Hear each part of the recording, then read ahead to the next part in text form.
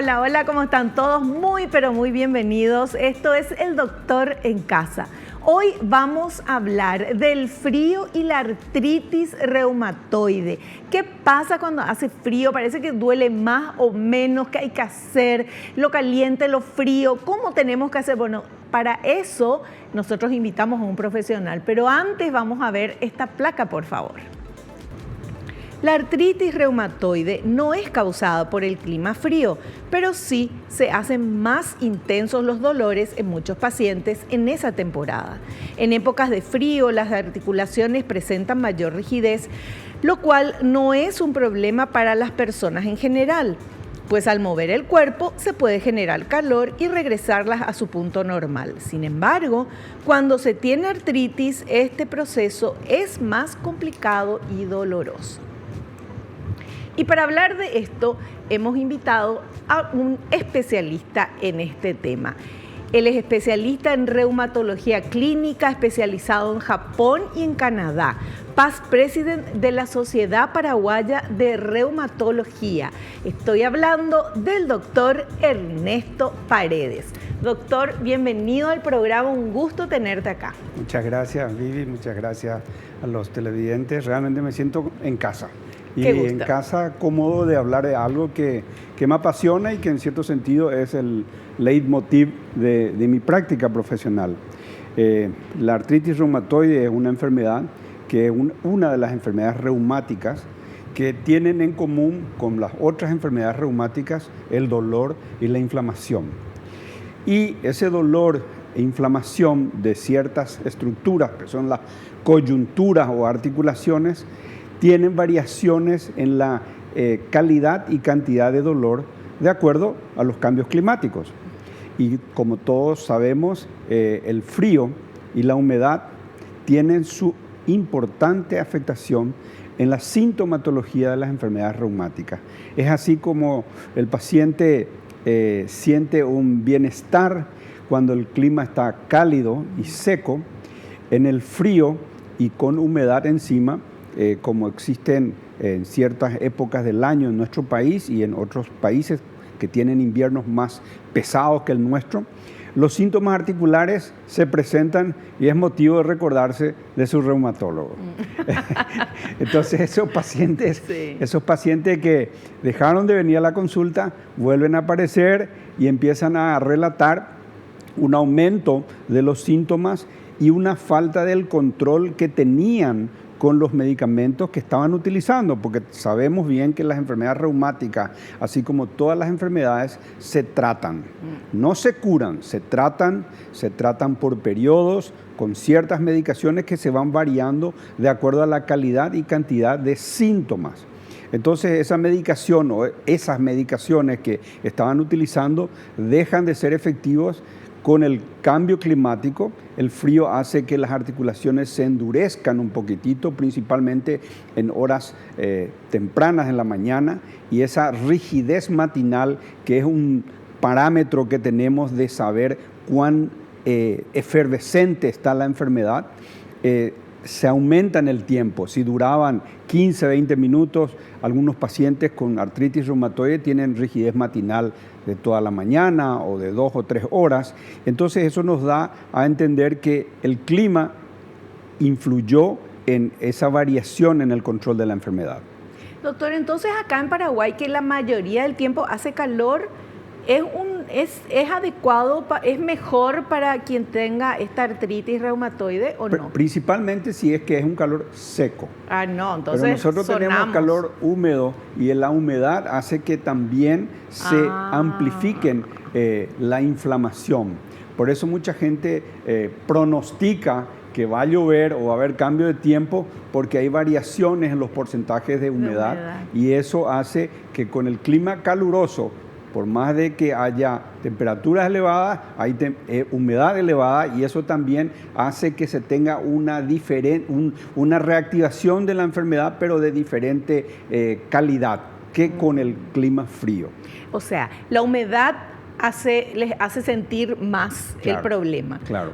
Pero el frío y la humedad es una peor combinación, digamos, negativa en el paciente con una enfermedad reumática. Principalmente porque con el clima frío tiene que estar acostado en una misma posición, bien abrigado, y esa misma posición hace que las articulaciones se endurezcan y sean menos flexibles al tener que utilizarlas. Por eso estimulamos siempre el baño de agua tibia en las mañanas con tal de acortar ese tiempo de rigidez, principalmente en horas de la mañana, como había dicho. ¿Y las bolsas de agua caliente, por ejemplo? Las bolsas, todo tipo de calor local en ciertas articulaciones dolorosas y endurecidas ayuda. O sea, no es ponerte 1000 frazadas, sino poner el calor en las articulaciones que necesitan. Eso es en los cuadros crónicos de larga data. Sí. Cuando la artritis está muy activa en sus inicios, el frío local, el fresco local, es el que mejora la inflamación. Por eso solemos reforzar siempre que los pacientes que tienen un traumatismo o que tienen una artritis reciente, la articulación caliente, dolorosa, el frío o las bolsas de agua fría localmente son recomendables. Cuando pasa ese periodo, ya pasa a recomendarse el calor local. Claro. Sea un calor seco con lámparas infrarrojas o calor húmedo con compresas tibias o calor con bolsas de agua tibia. Ya. Bueno, vamos a seguir hablando esto, Doc, a la vuelta del corte. Volvemos ya.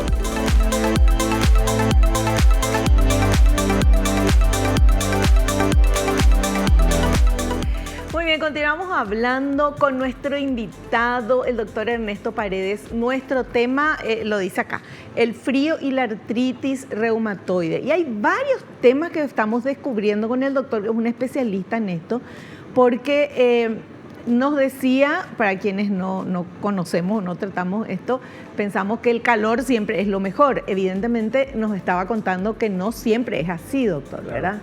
En la primera etapa de un proceso inflamatorio o traumático, el frío es lo principal. Frío por las primeras 24, 36 horas aproximadamente, y luego, para ayudar a mejorar la circulación y a restablecer el equilibrio inflamatorio, se recomienda el calor. Y en estos pacientes con problemas reumáticos crónicos de larga data, en años o meses, se recomienda más el calor localmente. No el calor en el ambiente, pero para que se sienta confortable ese calor cómodo, tampoco caliente. Claro, es un calor confortable que le ayude a mejorar su movilidad, facilite su movilidad. Doctor, y habla usted mucho de movilidad, obviamente porque son las articulaciones. Claro. Duele, entonces la persona, me imagino, te duele algo que no quiere ni mover. Claro.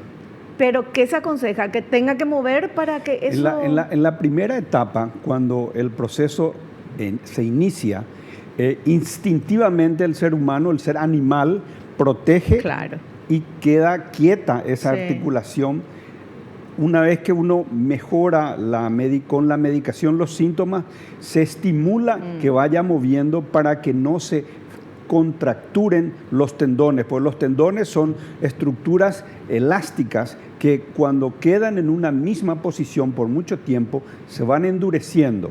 Es un proceso cronológico por la propia edad. Sí. Es muy diferente una estructura articular de un joven de 30 a 35 años que de una persona mayor de 60 años. Claro. Son estructuras diferentes, son menos elásticas y lo que se estimula es el movimiento suave, confortable y limitado a la capacidad de cada paciente.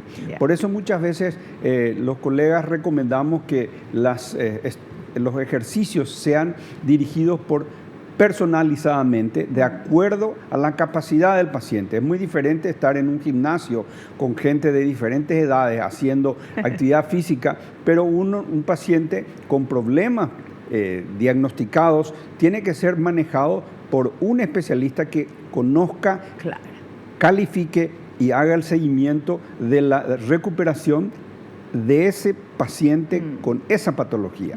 Importante, importantísimo.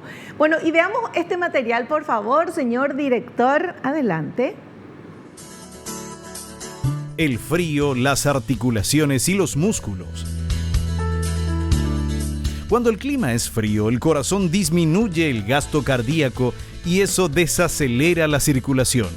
El cuerpo, como mecanismo de defensa para preservar el calor, contrae los músculos y los vasos sanguíneos. Esto produce una mayor presión en las articulaciones y aumento de los dolores. La contractura de los músculos empeora la sensación de rigidez que aparece en pacientes con artritis reumatoide.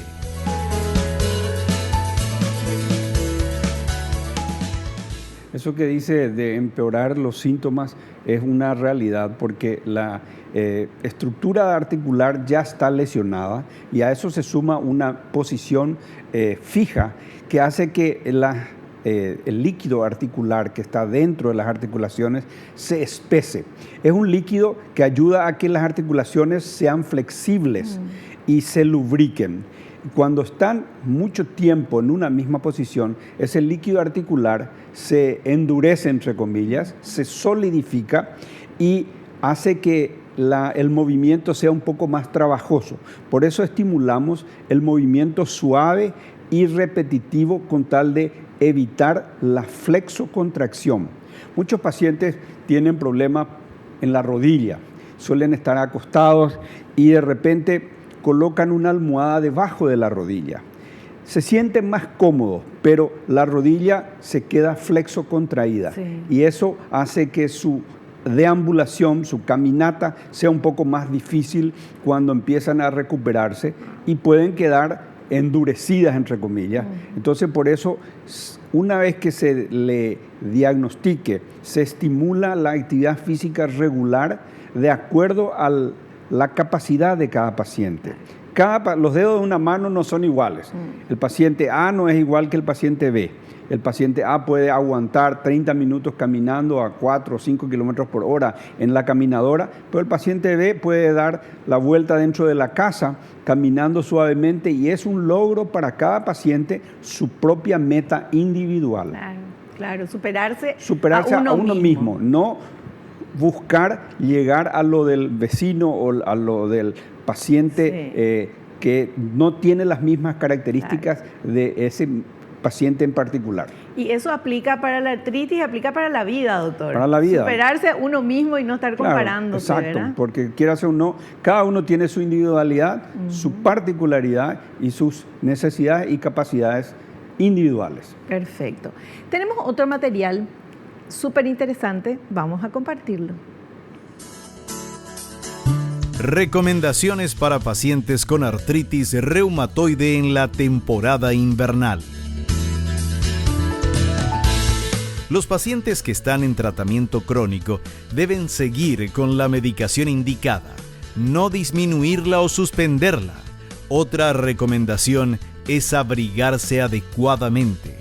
Es importante estar en movimiento. En general, los pacientes con artritis reumatoide presentan más síntomas si están quietos o en reposo. En caso de sufrir un empeoramiento muy marcado de los dolores, a pesar de seguir las recomendaciones, deben consultar con su médico para evaluar el problema y tratarlo.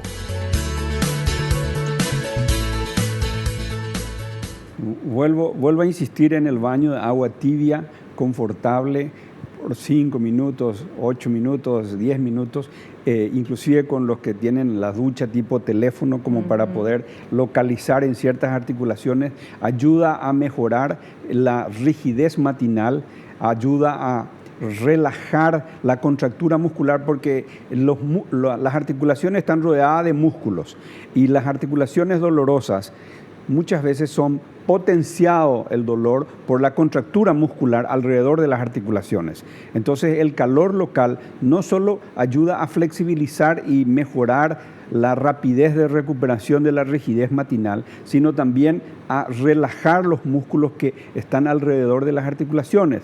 Eso es muy válido en los problemas articulares alrededor del hombro o del cuello, la zona lumbar. El calor local húmedo que tenemos con la ducha de agua tibia y con la ducha dirigida con el chorro de agua en la ducha teléfono, mejora la circulación, mejora la relajación y reactiva la articulación mucho más rápidamente.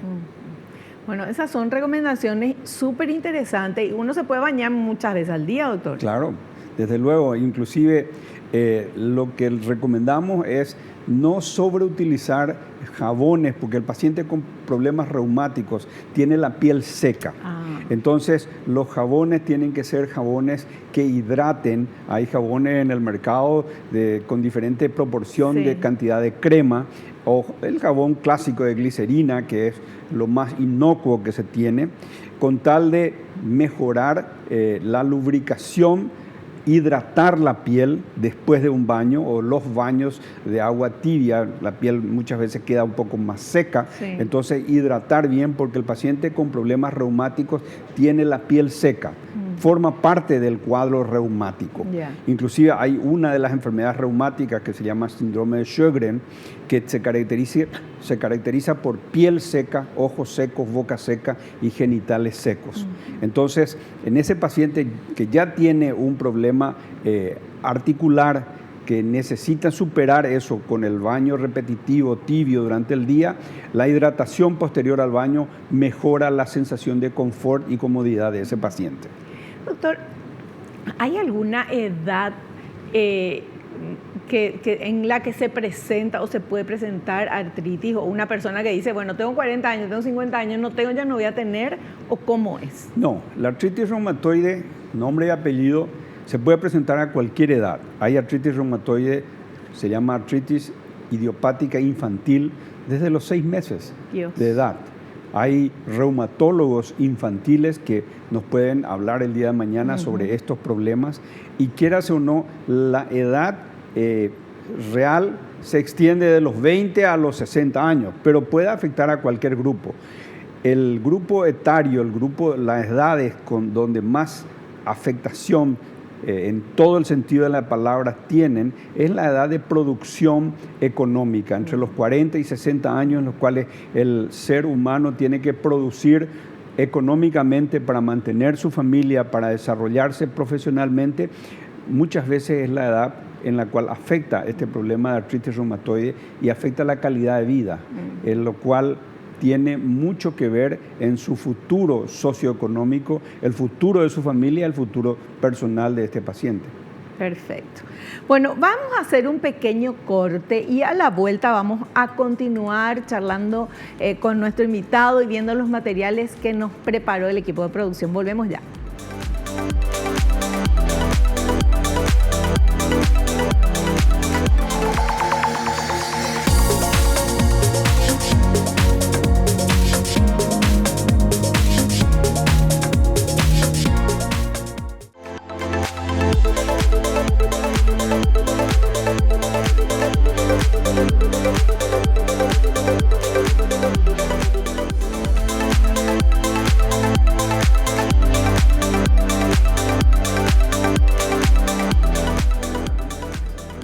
Bueno, nosotros seguimos hablando con el doctor porque me quedé pensando en el tema de los niños, de que ya nacen de 6 meses, por ejemplo, ya tienen eso. Y hay reumatólogos infantiles. Claro, sí, ya son los reumatólogos pediatras, lastimosamente, no solo en nuestro país, sino en todas partes del mundo, existen pocos reumatólogos pediatras. Primero tienen que hacer la carrera de pediatría y después subespecializarse en reumatología pediátrica.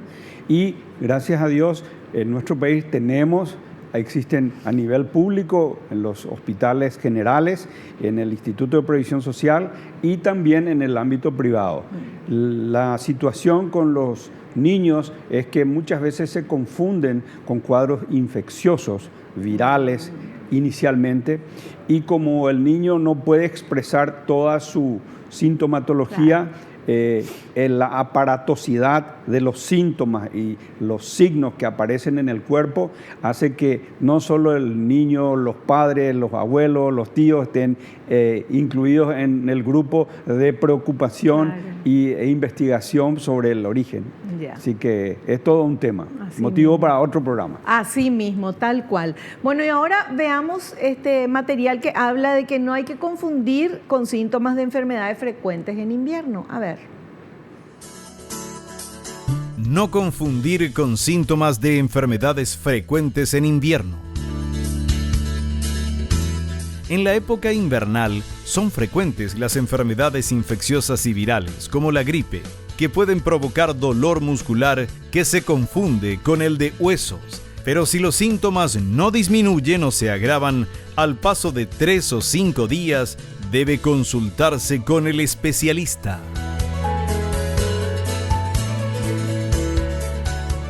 Es muy interesante evitar confundir los cuadros infecciosos estacionales, la gripe, la influenza, la chikungunya, el dengue, todos estos procesos virales producen dolores articulares.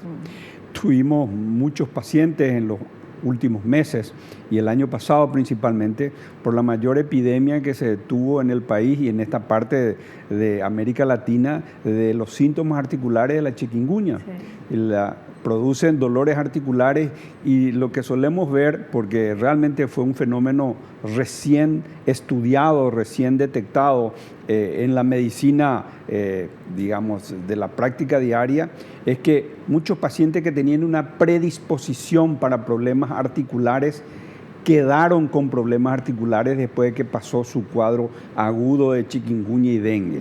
Tenemos pacientes que desarrollan los mismos síntomas que problemas reumáticos, que artríticos, y los tratamos como pacientes con artritis reumatoide porque el proceso puede seguir por meses, inclusive algunas veces años, por aquella infección viral de dengue o chikungunya que tuvo en los inicios de los años 2022 y 2023.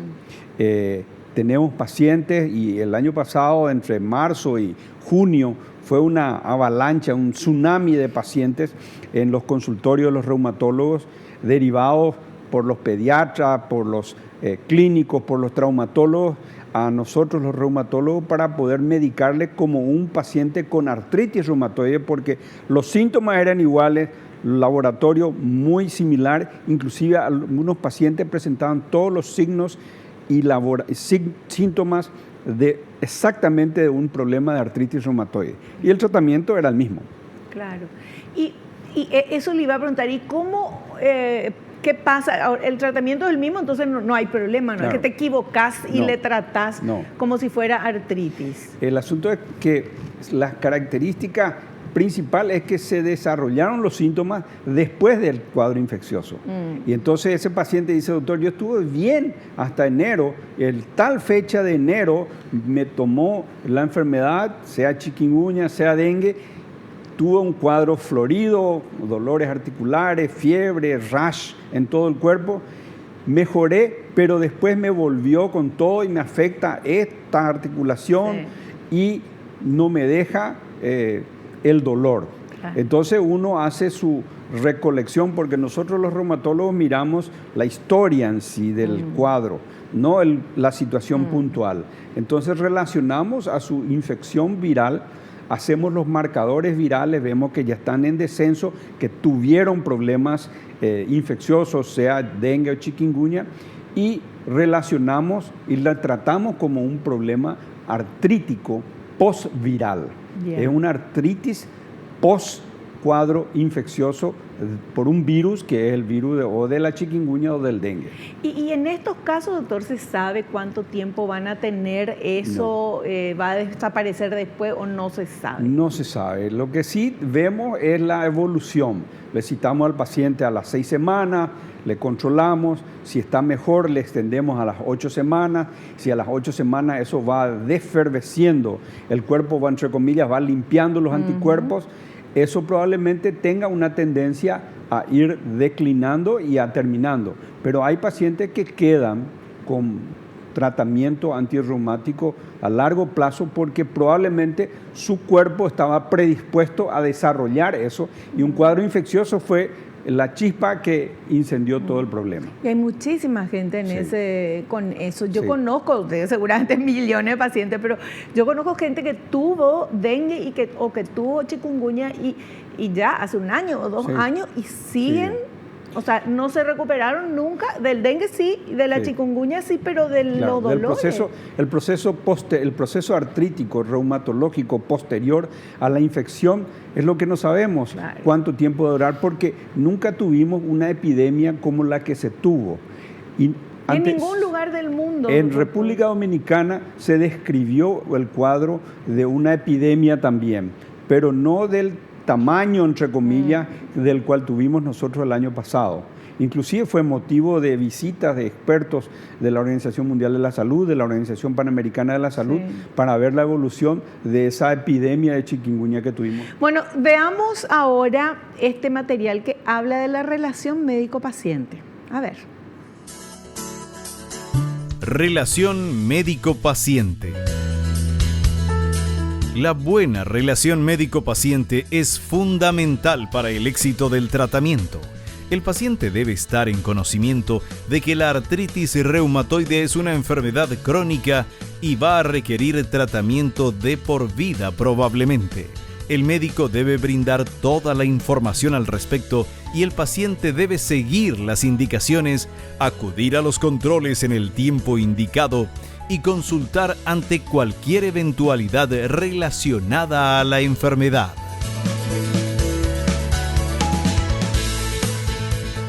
La relación médico-paciente es todo un capítulo, es todo una enciclopedia en la vida entre el médico y el paciente. El médico tiene que ser un humanista para llegarle al paciente. Lastimosamente ni los dedos de una mano son iguales, habemos médico A, habemos médico C y D, y Z también. Y muchas veces esa calidez y calidad en el tratamiento ni siquiera médico del paciente marca la diferencia. Porque esa sonrisa, esa interacción visual entre el médico y el paciente, entre el saludar y darle el asiento, marca la diferencia de una persona que está en la sala de espera sufriendo o sintiendo molestias.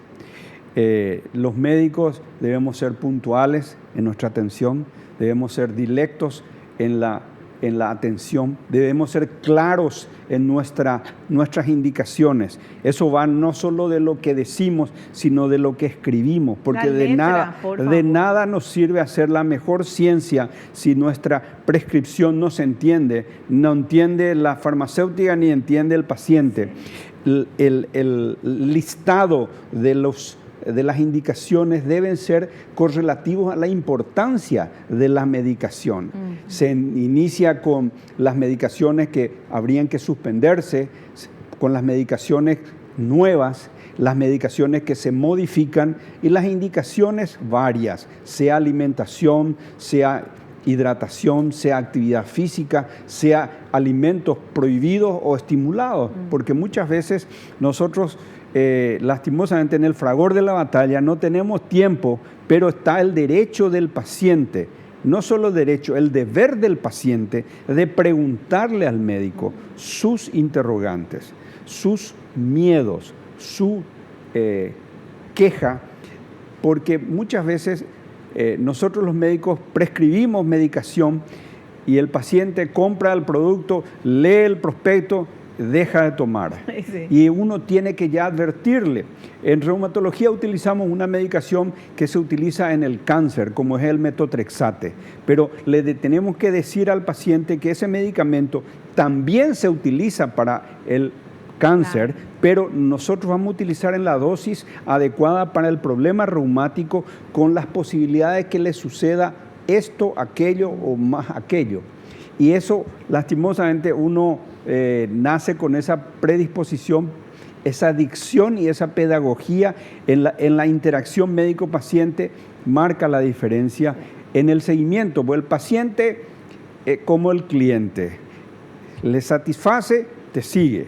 Si no le satisface, te cambia. Claro. Y busca un médico que le llegue. Habemos pacientes para todos los tipos de médicos que existen. Sí. Entonces, es muy importante la relación médico-paciente, la puntualidad del médico y la puntualidad del paciente, claro. El respeto del paciente, de las indicaciones del médico, pues muchas veces nosotros nos esmeramos en hacer un esquema de tratamiento, el paciente dice, no quiero usar. La vecina me dijo tal cosa o el farmacéutico me indicó tal cosa y no surte efecto. El año pasado, en la epidemia de chikungunya, tuvimos muchos problemas con la venta libre de medicación con corticoides. ¿Por qué? Porque los pacientes se automedicaban. En las redes sociales se publicaban nombres de productos que tenían enmascarados corticoides en su composición. Entonces eran de venta libre, tanto es así que nuestra sociedad, la Sociedad Paraguaya de Reumatología y este servidor insistió ante el Ministerio, ante Vigilancia Sanitaria, ante el doctor Sequera en ese momento, para que se reglamente la venta de ciertos productos que contenían corticoides, porque el corticoide es un producto que hay que usar en su dosis, en su tiempo y en su indicación exacta. Entonces como todo producto, tiene que ser de venta controlada con receta archivada. Y se logró. Y se logró eso. Bueno, logró eso. Bien. Así que la relación médico-paciente es una arista muy importante en el tratamiento general. No solo implica diagnosticar una enfermedad, no solo implica indicaciones médicas de medicamentos analgésicos, antiinflamatorios, antirreumáticos, sino también esa relación cálida de consejero y orientador de médico al paciente que está con un problema de salud. Perfecto, súper claro, y me encantó todo lo que nos estuviste contando sobre esa relación médico-paciente, porque es cierto, uno se va al médico, en Paraguay generalmente nos vamos cuando nos duele algo, cuando tenemos algún dolor. Este programa lo que intenta es que hagamos medicina preventiva, ¿verdad? Que vayamos cuando estamos bien para controlarnos.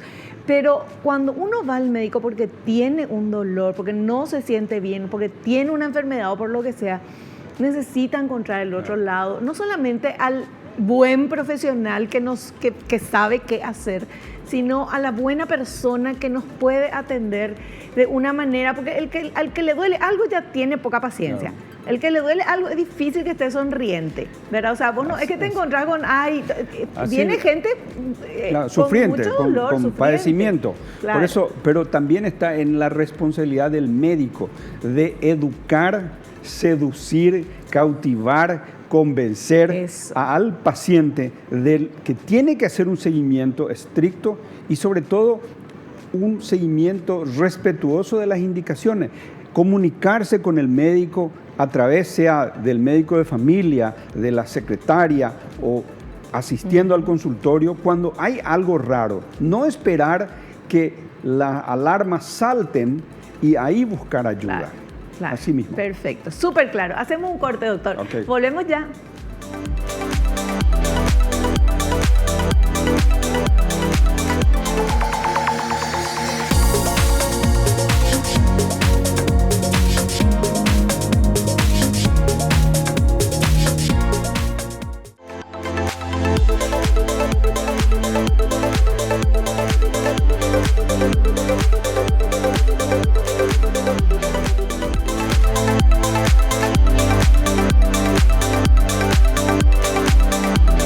Muy bien, estamos hablando con el doctor Ernesto Paredes. Un gusto cada vez que viene el doctor acá al programa.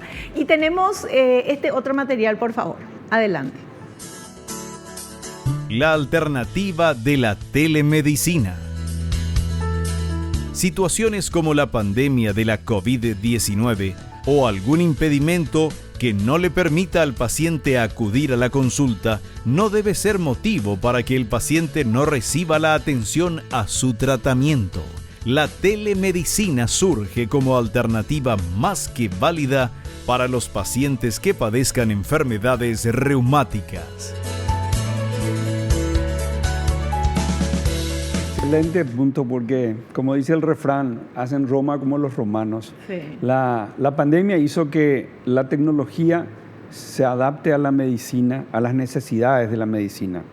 En esos años de la pandemia me cupo estar como jefe de servicio en IPS, en reumatología, y nosotros implementamos la telemedicina en el área reumatológica junto con otros servicios, otras especialidades que también lo hacían, y realmente resultó, porque hay que echar mano a la tecnología. La distancia no existe ante la tecnología. Y personalmente me cupo en la época de la pandemia atender en un 100% de los casos en mis pacientes privados durante casi un año telemáticamente, en la época de la pandemia dura y cruda. ¿Cómo fue eso? Y fue una situación, una necesidad, sí, porque el paciente no podía moverse. Yo tenía que seguir orientándole a ese paciente, ajustando sus medicaciones, viendo sus análisis laboratoriales, y tenía que seguir trabajando. Claro. Entonces implementé el consultorio para un consultorio telemático, yo trabajando desde mi casa o desde el consultorio, imprimiendo las recetas por internet, y mi secretaria en su lugar de trabajo entregando las recetas, recibiendo los análisis por medio de fotografías de WhatsApp, cargando en la computadora, en un 100%, sin mentir, desde agosto del 2020 a julio del 2021 trabajé en eso. Después fui reduciendo con el paso del tiempo y me quedé con un 15% de mi práctica profesional por vía telemática. El paciente tiene la opción de consultar telemáticamente vía ajuste de un horario y un método, ya sea WhatsApp, ya sea Zoom o lo que sea, desde diferentes partes. Tengo pacientes del interior que vienen a consultar, pero no pueden estar viniendo solamente para mostrar sus análisis o sus resultados. Entonces se hace una consulta telemática, es muy fácil hacerlo eso, inclusive los seguros médicos privados tienen esa opción. La tecnología financiera hace que se nos pueda pagar telemáticamente también. Es todo una cuestión de disciplina profesional. Y al paciente le gusta. Al paciente le gusta, ¿por qué? Porque quieranse o no, no está dependiendo de alguien para que le traiga 60 kilómetros para mostrar un análisis. O para que el médico sepa que tal medicamento no le hizo bien o tal medicamento no encuentra en su ciudad. Entonces la telemedicina es una realidad. Yo estimulo la telemedicina en la magnitud que corresponde. La primera consulta en la cual uno tiene que examinarle al paciente, tocar la piel, sentir el calor del cuerpo, es mandatorio hacer una visita personal. Pero el seguimiento, de acuerdo a la evolución de la enfermedad y a lo que el médico considera prudente, lo hacemos por telemedicina. ¡Qué maravilla! ¡Qué genial! Me encanta, eso es súper práctico. Vamos a ver ahora este otro material. Adelante. Integración física y emocional. El dolor de la artritis reumatoide llega a tener un efecto negativo en el estado de ánimo. Las actividades cotidianas pueden provocar dolor y el paciente se siente desanimado. Sin embargo, cuando estas sensaciones normales se intensifican y crean una repetición constante de pensamientos de temor o desesperanza, el dolor puede empeorar y volverse más difícil de controlar. El paciente debe tratar de distraerse con actividades que disfrute, pasar tiempo con personas que lo apoyan y considerar la posibilidad de consultar con un terapeuta.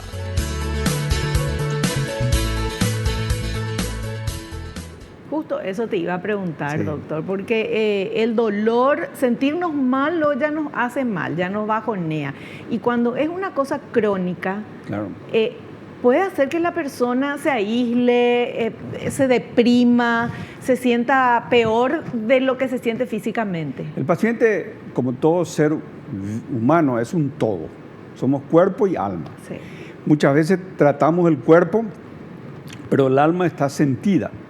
Y el acompañamiento familiar, el entendimiento de la pareja, de que la esposa o el esposo están con problemas articulares, que no pueden desarrollar actividades sociales normalmente. La adaptación de la casa a las limitaciones de cada tipo de problemas articulares son importantes en el todo del tratamiento. Por eso las consultas muchas veces no son meramente revisiones de análisis o prescripciones de medicación, es preguntar por la familia. Algunas veces en el momento en que leemos los análisis tenemos un stop, una detención en la frecuencia y el paciente se asusta, dice, algo sucede. Tranquilizarle al paciente, maquillarle, ayudarle a que el paciente se sienta confortable en un sentido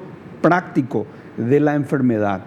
Porque quieras o no, de nada nos sirve hacer la mejor medicina si no vemos también el área espiritual, el área emocional, la multidisciplinariedad en el tratamiento, no solo del médico de familia, el especialista, el apoyo emocional, psicológico, el apoyo fisioterapéutico, hace que el paciente en su totalidad pueda sentirse recuperado o en recuperación. Por eso es muy importante escuchar no solo al paciente. Muchas veces le despedimos al paciente y al familiar y le volvemos a llamar al familiar a interrogarle sobre la situación particular del paciente, y también con un toque especial, porque el paciente puede entender que si se le llama al familiar se le está queriendo esconder algo. Claro. Entonces es el arte y la maña, digamos, de los años de experiencia los que hacen que el paciente confíe o deje de confiar en uno. Ahí está. Seguimos, hermoso todo lo que nos dice el doctor, me encanta. Bueno, veamos este otro material, por favor. Rutinas cotidianas y recomendaciones para pacientes con artritis reumatoide. Mantenga las articulaciones en movimiento. Todos los días realice estiramientos suaves que lleven a las articulaciones a su amplitud de movimiento. Mantenga una buena postura. Conozca sus límites. Debe haber un equilibrio entre la actividad y el descanso. Los cambios en el estilo de vida son importantes. Controle su peso. La obesidad puede empeorar las complicaciones de la artritis reumatoide y contribuir al dolor. No fume, ya que causa estrés en el tejido conectivo y puede aumentar el dolor de la artritis.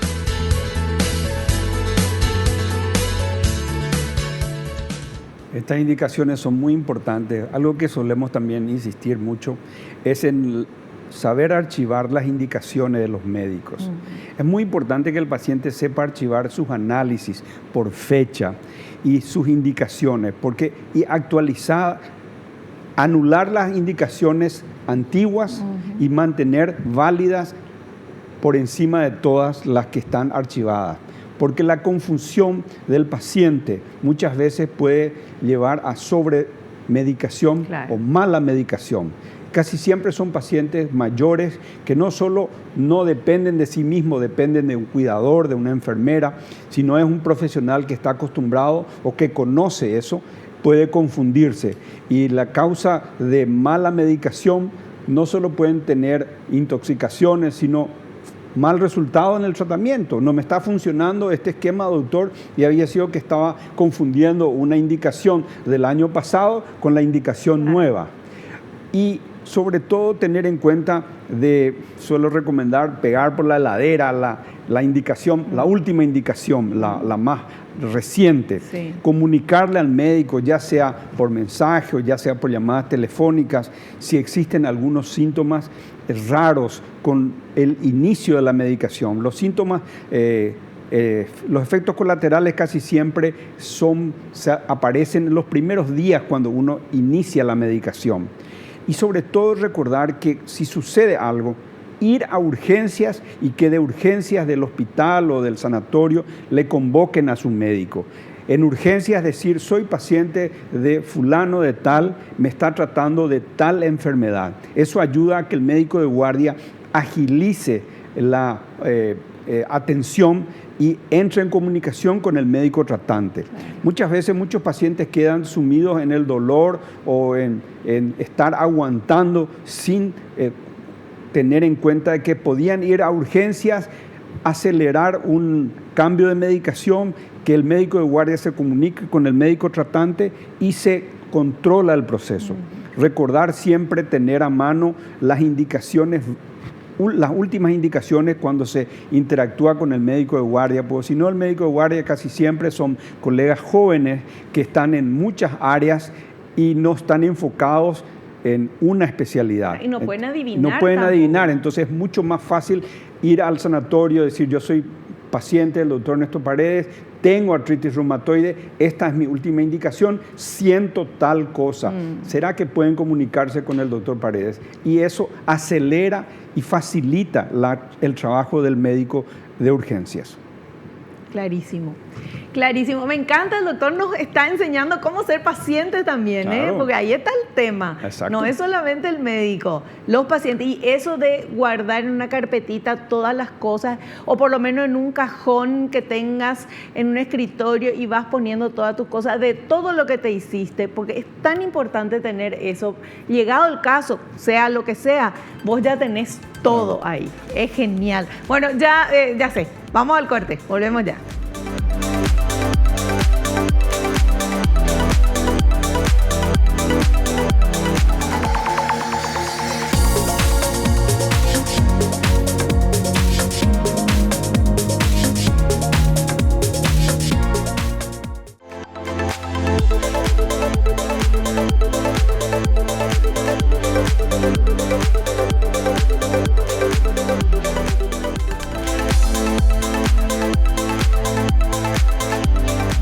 Bueno, y ahora estamos con las consultas que ustedes enviaron a través de las redes sociales del Doctor en Casa, que estamos en todos los medios, en todas las plataformas, sobre este tema. Y veamos, por favor, porque el doctor está acá para contestarlas. Vamos con esta primera pregunta.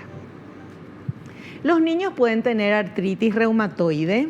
Sí. La artritis reumatoide se llama en los niños artritis idiopática infantil. Se pueden presentar en niños desde los 6 meses. Algunos cuadros de artritis infantil son articulares en sí, otras veces tienen lesiones cutáneas, fiebre, ojos colorados, son más aparatosos y deben ser tratados por el pediatra en conjunción con el reumatólogo pediatra. Perfecto. Siguiente consulta. ¿La inflamación en la artritis reumatoide puede agravarse con el ciclo menstrual? En forma directa, no, pero el ciclo menstrual, los días premenstruales casi siempre hacen que la mujer esté un poco más hinchada, sí. Y esa hinchazón, retención de líquido puede hacer que las articulaciones también sean un poco más sensibles, pero en forma directa una relación con otra no. Pueden ser que los síntomas sean un poco más, aumentados los días previos. Perfecto. Y la última consultita, adelante, vamos a ver. ¿Qué debo hacer si tengo artritis reumatoide y siento dolor al hacer el ejercicio? El dolor es un signo de atención de que hay un límite a la capacidad física de la persona.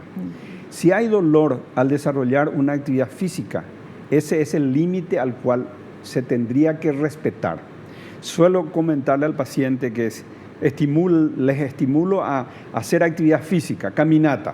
Si camina 20 minutos sin problema, aumenta la siguiente semana a 25 minutos sin problema, pero llega a 30 minutos y le duele al terminar la actividad, 25 minutos era su límite. El dolor es un mecanismo reflejo de parar, frenar la pelota y tratar de respetar que por algo está sintiendo dolor. Perfecto, bueno, súper claro como siempre.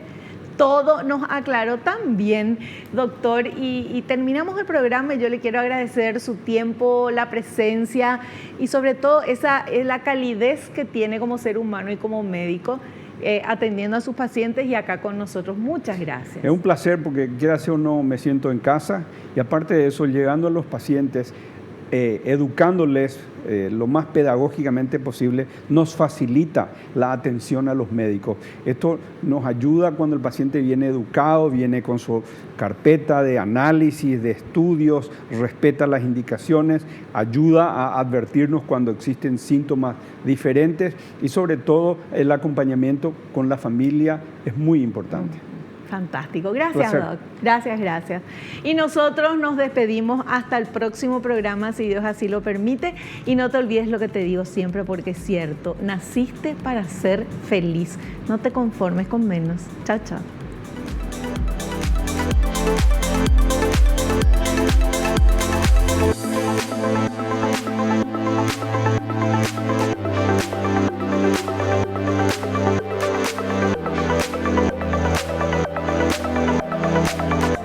La revista El Doctor en Casa presentó su programa El Doctor en Casa TV. Fue una realización de Alicante.